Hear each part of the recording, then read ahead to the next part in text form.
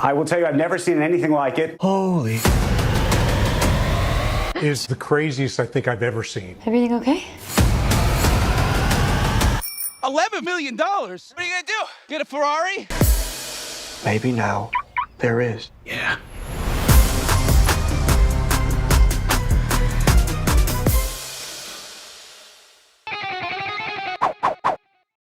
Okay, so I loved the movie. I also really loved the GameStop doc from a couple of years ago, and I was wondering, when you make a movie that's going to be about 100 minutes long, how do you make it so that these kind of complex financial terms could be understood by just about anybody? Because I definitely don't have a head for it, but I understood the movie perfectly. I think that was an evolution. It's like, we shot, Rebecca, Angela, Lauren Schickerbloom did a beautiful job writing the script.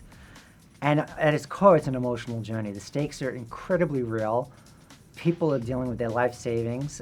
They're dealing with situations that could change their life forever. They could make enormous earnings, or they could lose it all. So that's a very easy thing for people to relate to.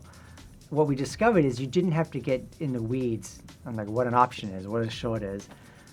You understood very simply the hedge funds were trying to drive the stock down.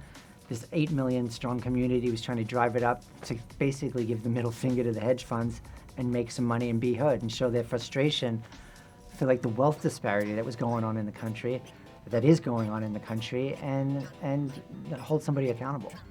I thought that Keith Gill, Paul Dano's character, I thought he was definitely a very likable hero kind of guy, but I also enjoyed the fact that you didn't necessarily demonize the hedge fund guys. I mean, I think the process itself is under a lot of criticism in the film, but like Gabe Plotnick, you guys do kind of drive home the fact that he's a human being at the end of the day. Yeah, no, that's exactly right, and it's what was inherent in the script, which I really responded to, is this gray area. It's like ultimately it's the system that needs to be scrutinized as opposed to the individuals.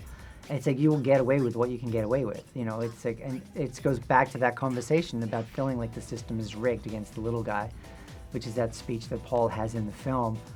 And that frustration that comes from that, and it's not just within that industry. It's like seismic, across the country. One of the things that I thought was really interesting too is how you mixed a lot of the footage from the actual hearing into the dramatizations, and I thought that had a really interesting effect when I was watching the movie, because it felt, oh, this is legitimate now. And to that point, it was legitimate. It's like literally verbatim what even our characters are saying in the film is what was actually said, from the real people.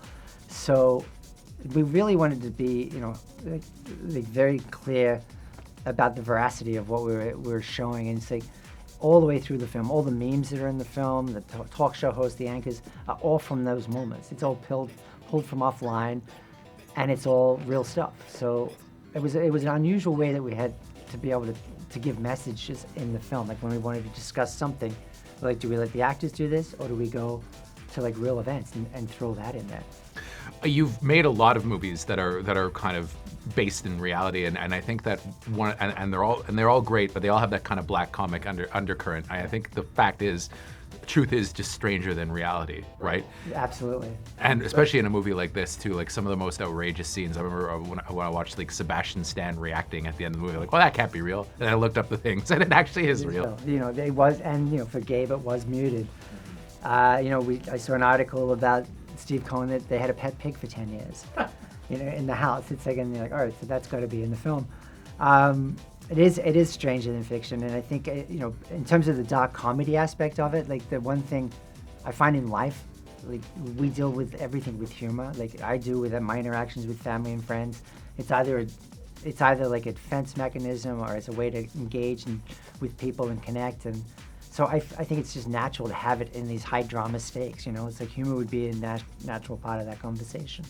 When you make a feature, do you find was there ever a version of Dumb Money that could have theoretically been a limited series? Because you've worked pretty freely in both of them and have done a great job in both, I thought. Yeah. Was there ever any thought of this has to be a movie? I don't know. For me, I always thought of it as a film because part of it was the intensity.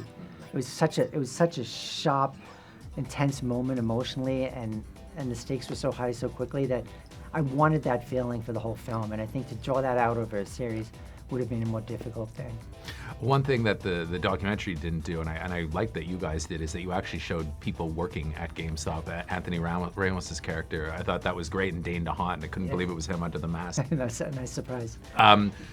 I also found it interesting to see how you kind of were depicting COVID, because, you know, even though it happened relatively recently, I think we all kind of look at it as this thing that just kind of happened in the past. We don't really want to talk about it anymore. And it brought a lot of memories rushing back, seeing kind of in the middle of the pandemic. And was that an odd thing to stage, seeing as how it's such a recent history? It was really important. It was really integral to the story because it informed a lot of like the psyche of where we were as a country. You know, everybody being isolated, trying to connect. So that was front and foremost, like something that we wanted to highlight.